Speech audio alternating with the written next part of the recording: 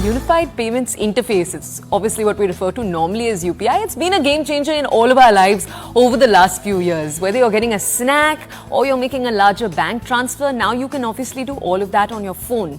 Now, the payment system is a shining example of Make in India, and it's already supported in a list of countries. So if you're in Sri Lanka, you're in Mauritius, you're in the UAE, Singapore, Bhutan, these are all places where UPI is a supported system. And over the last few months, it's also made its way over the enchanting streets of Paris. Now, while you're munching on your croissant and sipping some piping hot coffee, you can even buy your tickets to the Eiffel Tower over a UPI. Season to book a summer holiday in Europe, as so much of the middle class does, and there is now so much of the middle class. Count Paris in, of course, and then inevitably a trip up Eiffel Tower. By all means, book online.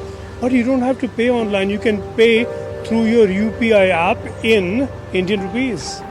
Ambassador Javed Ashraf launched a UPI in Singapore back in 2018, and he has now brought it to France.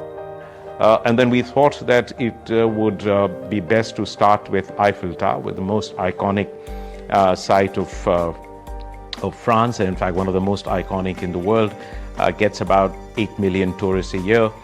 From what they tell me, about 300,000 to 400,000 tourists from India as well. So we started with Eiffel because we knew that once Eiffel accepts it, it creates a sort of a global image of UPI, and certainly this would be the first in Europe that would do it, and it worked. It certainly does. On the Eiffel Tower site, find the UPI mode, scan the QR code, and off you go. India has reasons to promote UPI that stretch beyond Europe and tower above the Eiffel. It should eventually become an instrument of remittances, as it has already become. Can the protocols and standards behind UPI become an international system, which is that more and more countries and more banks, more and more central banks begin to adopt these protocols and standards of UPI, and then it becomes a mode of international transaction.